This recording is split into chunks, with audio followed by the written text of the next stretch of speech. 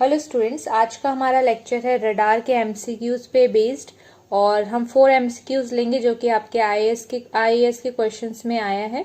और पहला एमसीक्यू है हमारा, a radar receives an echo from a target 20 microsecond after sending the signal, the approximate range of the target is. हमें target की range पता करनी है, मतलब दूरी, कितने दूरी पे हमारा टारगेट है।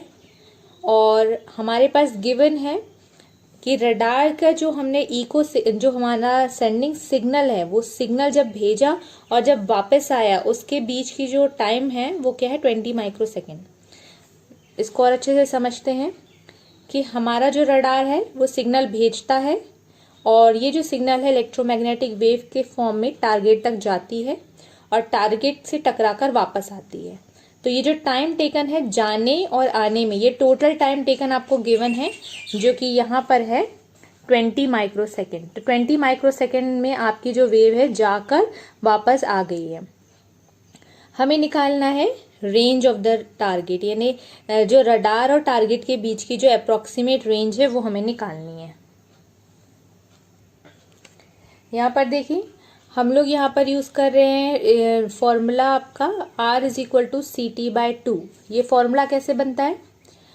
फॉर्मूला जैसे आप जानते हैं, स्पीड = डिस्टेंस अपॉन टाइम। मतलब जिस भी स्पीड से हमारा इलेक्ट्रोमैग्नेटिक वेव चल रही है और जितनी दूरी वो टोटल तय कर रही है अपॉन जितना टोटल टाइम टेकन। तो यहाँ पर स्पीड क्या है? स्पीड जो है इलेक्ट्रोमैग्नेटिक वेव की वो होती है c, यानी स्पीड ऑफ लाइट।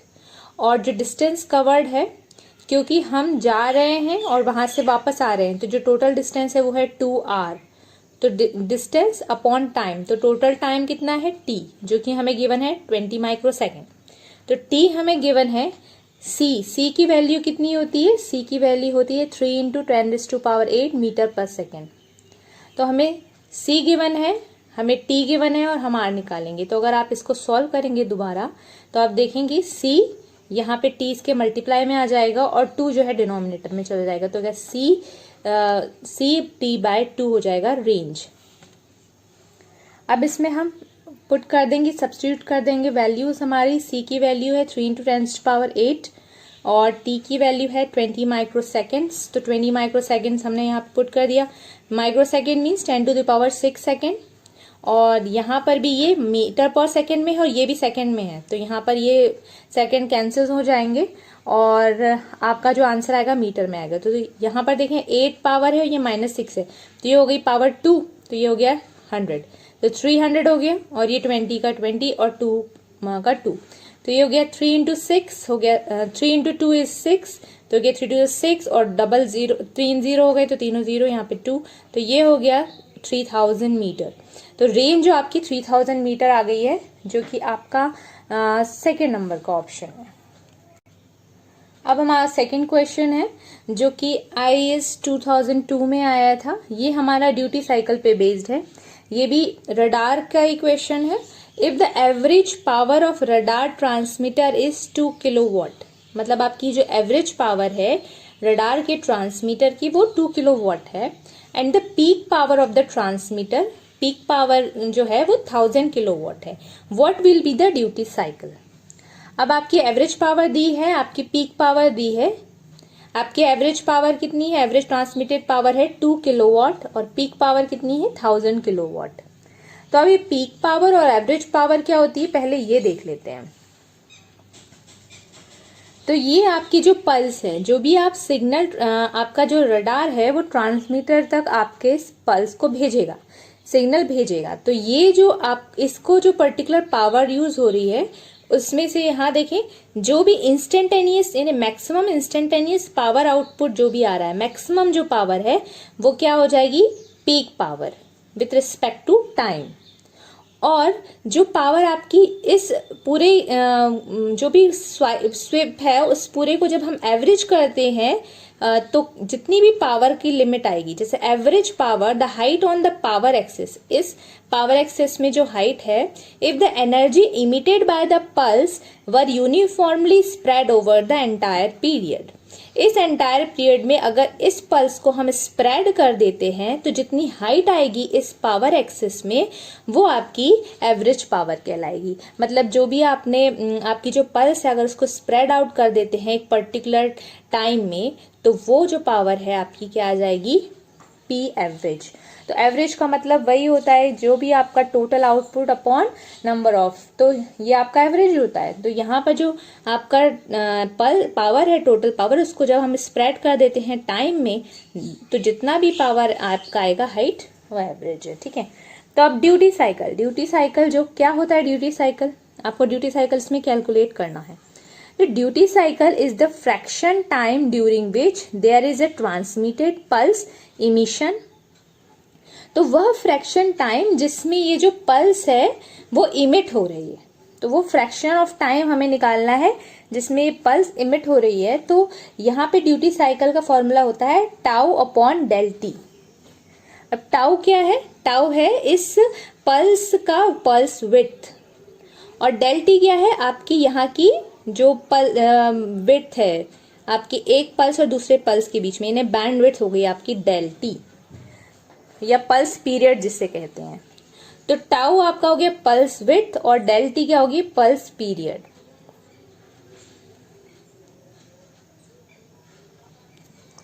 अब फॉर्मूले में हम लोग पुट करते हैं, एवरेज पावर है आपकी 2 किलोवाट, तो 2 किलोवाट एवरेज पावर पुट कर देंगे और पीक पावर 1000, तो 1000 किलोवाट पुट कर देंगे। जब इनको डिवाइड करेंगे तो ये आएगा 0.002, तो ड्यूटी साइकिल आपकी हो जाएगी 0.002। नेक्स्ट एमसीक्यू आपका है आईएएस 2002 में, Doppler effect is employed in which of the following. तो डॉपलर इफेक्ट कौन से इनमें से किसमें अप्लाई होता है, तो आपके ऑप्शंस हैं 2, 3, 4, मतलब 2, 3, 4 में बी है 1, 2, 3, सी है 1, 2, 4 और डी है 1, 3, 4। ये क्या क्या ऑप्शंस है, moving target plotting on PPI, मतलब मूविंग टारगेट जो हमारा जो टारगेट जो भी हमारा रडार है उसमें जब टारगेट शो करते हैं तो हम एक इंडिकेटर में शो करते हैं। तो जो इंडिकेटर है वो आपका होता है प्लेन पोजीशन इंडिकेटर। इसमें जब हम टारगेट को प्लॉट कर रहे हैं ये वो ऑप्शन कह रहा है।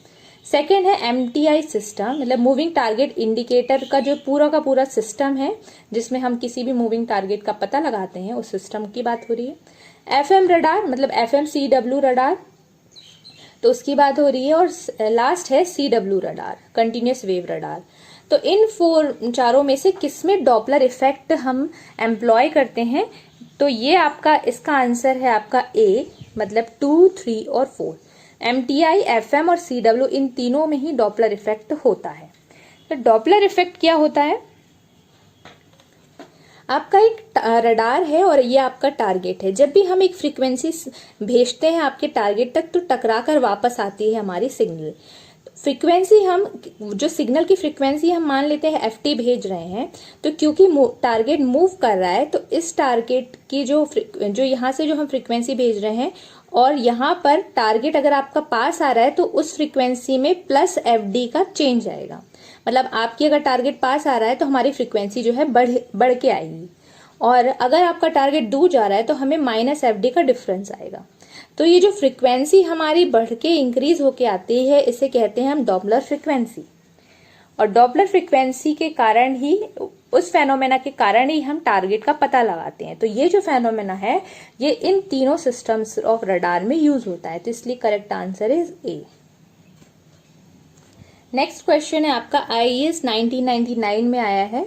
In a radar system if the peak transmitted power is increased by a factor of 16, मतलब रडार सिस्टम में जो ट्रांसमिट पावर हमने भेजी है वो अगर हम 16 से बढ़ा देते हैं, मतलब पीटी जो है अगर आप उसको 16 टाइम्स बढ़ाते हैं, and the antenna diameter is increased by a factor of 2, और जो एंटीना डायमीटर है जो आप रिसीव करते हैं उसको आप बढ़ा के कितना 2 टाइम्स बढ़ा दें, तो इंक्रीज्ड बाय 2 टाइम्स। तो यहाँ पे डायमीटर जो है उसको इंक्रीज बाय 2 टाइम्स अगर हम बढ़ा दें तो क्या होगा, then the maximum range will increase by a factor of. तो रेंज में कितना फर्क आएगा वो हमें कैलकुलेट करना है। मतलब आपका आपने पावर जो है वो 16 टाइम्स बढ़ा दी है और आपने डायमीटर को 2 टाइम्स बढ़ाया है, तो हमको मैक्सिमम रेंज का फैक्टर निकालना है कि वो कितने टाइम्स बढ़ जाएगा या उसमें कितना टाइम चेंज आएगा। सो यहाँ पर हम लोग मैक्सिमम रेंज का फॉर्मूला यूज कर रहे हैं। ये हमारा फॉर्मूला है जिसके बेस हम लोग ये सॉल्व करेंगे। तो इस फॉर्मूले को देखते हैं कि ये फॉर्मूला कैसे आता है। रडार रेंज के फॉर्मूले को समझने के लिए आप लोग को पहले रिसीव्ड पावर को देखना पड़ेगा कि जितनी पावर हमारा रडार रिसीव करता है। तो क्या है कि यहाँ से हम लोग सिग्नल भेजते हैं तो वो क्या है, आपके पीटी पावर के फॉर्म में जाता है। अब पीटी में भी आपके 2 टर्म्स इंक्लूड होते हैं, एक पीटी विद जीटी और 4 पाई आर स्क्वायर। तो यहाँ पर क्या होता है, जब भी एक पॉइंट पे आइसोट्रोपिक एंटीना का यूज करते तो हर डायरेक्शन में हमारा सिग्नल जाता है। तो एक पर्टिकुलर स्क्वायर एरिया पे कितना सिग्नल जाएगा वो डिसाइड होता है कि total power divided by 4 pi r square, मतलब कि ये जो surface area of the sphere, तो इतना पावर जो है किसी एक पर्टिकुलर डायरेक्शन या एक पर्टिकुलर दिशा में जाता है। तो ये आइसोट्रोपिक एंटीना था, बट यहाँ पर जब हम डायरेक्शनल एंटीना यूज करते हैं तो ये पावर हमारा इस डायरेक्शन में जाएगा। उसके साथ साथ इस डायरेक्शनल एंटीना का गेन जो है वो भी हमें यहाँ मल्टीप्लाई करना पड़ेगा, जिससे हमें पता चलेगा कि कितनी पावर जो है वो जा रही है। ठीक है, तो ये पावर जो है आपकी टारगेट तक जाएगी, टारगेट के पास जाएगी। अब टारगेट में टकराएगी तो कितना एरिया में टकराएगी वो टारगेट के क्रॉस सेक्शन पे डिपेंड करता है, तो वो है आपका सिग्मा। तो ये सिग्मा भी इसमें इंक्लूड होता है। अब यहाँ पर आ गई पावर तो आपका सिग्मा इंक्लूड हो गया। तो यहाँ पर जितनी पावर इसको टकरा के मिली ये इसके एरिया पे डिपेंड हो रही है, तो ये हो गया आपका सिग्मा। अब यहाँ से पावर रिफ्लेक्ट होगी। अब जो टारगेट है वहां टारगेट से भी पावर रिफ्लेक्ट होगी। अब टारगेट से भी एक डायरेक्शनल पावर रिफ्लेक्ट होगी, तो यहाँ पे भी वही फेनोमेना लगेगा कि हमें जो डायरेक्शनल एंटीना की बात करनी है तो हम करेंगे उसको 4 पाई आर स्क्वायर से डिवाइड, क्योंकि जब हम बात करते हैं कि ये सभी दिशाओं में सिग्नल भेजेगा और हम बात करें कि इस डायरेक्शन में सिग्नल जाना चाहिए, तो यहाँ की पर्टिकुलर पावर निकालनी है, पावर डेंसिटी, तो वो हो जाएगा 1/4 पाई आर स्क्वायर। तो यहाँ पे आप देखेंगे इक्वेशन में क्या हो गया, PT GT sigma upon 4 pi square और आर पावर 4। तो ये 4 पाई डबल हो गई और आर की पावर 4 हो गई। तो ये तो आ गया रिसीव्ड पावर जो कि आपको यहाँ मिलेगा। अब इसमें भी एक प्रॉब्लम है, इसमें भी एक और चीज है कि भाई इसका क्रॉस सेक्शन भी अब इंक्लूड होगा। तो इसका क्रॉस सेक्शन क्या है आपका एई आपका इसका क्रॉस सेक्शन है। तो अब आपका जो ये फॉर्मूला है इसमें क्या मल्टीप्लाई और हो जाएगा, area, cross sectional area of the या aperture area of the receiver antenna. तो ये हो गया आपका aperture area of the receiver antenna. तो PT GT sigma upon 4 pi square R की पावर 4 एई। तो ये हो गया आपका पी आर। यहाँ पे आर की पावर 4 क्या है, ये है आपकी रेंज। अब इसमें जो एई का फॉर्मूला है वो हम पुट कर देते हैं। इफेक्टिव एरिया एई होता है lambda square by 4 pi G R, ये है गेन ऑफ रिसीव्ड एंटीना। तो यहाँ पर जब एई की जगह हमने ये पुट कर दिया तो हमारा फॉर्मूला पी आर का ये बन जाएगा। और यहाँ पर आपका देखिए ये तो ट्रांसमिटेड पावर हो गई, ये gain of the transmitting antenna, ये गेन ऑफ रिसीव्ड एंटीना, और लैम्बडा स्क्वायर जो है वेवलेंथ है और सिग्मा है cross section of the target और आर जो है रेंज है। तो ये आपका फॉर्मूला बन गया। मगर अभी भी हमें मैक्सिमम रेंज निकालनी है, मैक्सिमम रेंज का फॉर्मूला चाहिए। उसके लिए मैक्सिमम रेंज के लिए आपको चाहिए कि आप कम से कम कितने पावर को डिटेक्ट कर पाते हैं। तो सबसे मिनिमम पावर को आप जब डिटेक्ट कर पाएंगे, मान लेते हैं ये आपका रडार है और ये आपका जो टारगेट है, यहाँ से सिग्नल आया और मिनिमम सिग्नल आप डिटेक्ट कर पा रहे हैं, तो यही हो गई, यहाँ से यहाँ तक की दूरी हो गई आपकी आर मैक्स। तो जो भी आपने अभी फॉर्मूला देखा उसमें जब हम पुट कर देंगे P R equal to S minimum, मतलब मिनिमम पावर, पीटीजीटी था, सिग्मा था, ए था, 4 पाई स्क्वायर था और आर की जगह पे आपने आर मैक्स 4 पुट कर दिया। तो ये आपका नया फॉर्मूला बन गया है। यहाँ पे आपने ए का वैल्यू हमने पुट नहीं किया, ए डायरेक्ट हमने लिखा है और आर मैक्स का फॉर्मूला आ गया आपका। तो आर मैक्स आपका क्या है, PT GT sigma A E upon 4 square S minimum. अब इसको फर्दर सॉल्व करेंगे तो जो आपका जी की वैल्यू है, यहाँ पर देखें जी की वैल्यू, जीटी का फॉर्मूला हम पुट करेंगे 4 A square by A E by lambda square. तो यहाँ पे ये पुट करने के बाद आपका फर्दर फॉर्मूला सॉल्व होगा, हो जाएगा PT A square sigma upon 4 lambda square S minimum whole to the power 1/4। आपको अगर इस फॉर्मूले को डिटेल में समझना है तो हमारा एक और वीडियो है रडार रेंज इक्वेशन पे, तो वो हमारे डिस्क्रिप्शन में डला है। फिलहाल हम इस फॉर्मूले को यूज करके हमारा क्वेश्चन सॉल्व करते हैं। सो ये आ गया हमारा फॉर्मूला और यहाँ पर देखें तो आपको पीटी को बढ़ाना है और आपको डी बढ़ाना है। तो डी तो यहाँ पे कहीं नहीं दिख रहा है, तो आपको देखना है कि ए जो है, ए क्या होता है, ए ये होता है आपका एरिया। तो एरिया क्या होगा, आप मान लेते हैं कि आपका पैराबोलिक एंटीना है तो आप पाई आर स्क्वायर मान सकते हैं। तो पाई आर स्क्वायर एरिया हो गया क्रॉस सेक्शन एरिया। तो यहाँ पर आर ए जो है डायरेक्टली प्रोपोर्शनल है आर स्क्वायर के, और क्योंकि जो डायमीटर है वो 2r होता है तो इसीलिए ए स्क्वायर जो है वो डायरेक्टली प्रोपोर्शनल हो जाएगा d पावर 4 के।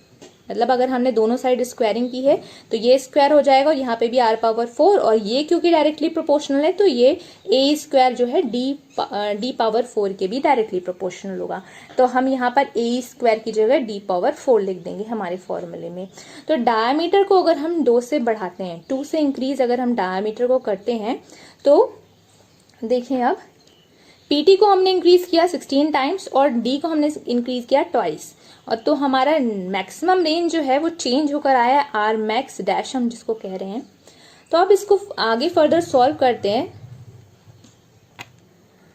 तो हमने क्या किया, 16 यहाँ पे लिखा है, 2 की पावर 4 हो गई और होल पावर 1/4। यहाँ पे जो एक्स्ट्रा टर्म्स है वो क्या है, पीटी को हमने बाहर लिया, डी पावर 4 को हमने बाहर लिया, उनकी भी होल पावर 1/4 है, और ये जो टर्म है वो आपकी क्या है, पुरानी वाली आर मैक्स। तो इसको हम सब्स्टिट्यूट कर देंगे आर मैक्स से, और ये जो टर्म है इसको सॉल्व करेंगे तो 16 की पावर 4 मीन्स 2, और 2 की पावर 4 इंटू 1/4, तो 4 से 4 कैंसिल हो गया 2, तो 2 इंटू 2 हो गया और यहाँ पे आ गया 4। तो जो हमारा चेंज इन मैक्सिमम रेंज है वो 4 गुना बढ़ जाता है हमारे पुराने मैक्सिमम रेंज से। तो आपका जो आंसर है वो है सी। तो हमने क्या किया, हमने पीक ट्रांसमिटेड पावर, जो पावर ट्रांसमिट की है उसको 16 टाइम्स बढ़ाया, डायमीटर को डबल टाइम्स बढ़ाया, और हमने जब मैक्सिमम रेंज निकाली वो हमारी 4 टाइम्स इंक्रीज होके आई है। तो ये हो गया हमारे 4 क्वेश्चंस जो कि आपके आईएएस में आए हैं, और भी हम गेट आईएएस के डिफरेंट सब्जेक्ट्स के क्वेश्चंस देखेंगे। Thank you. Please like, subscribe and share my channel.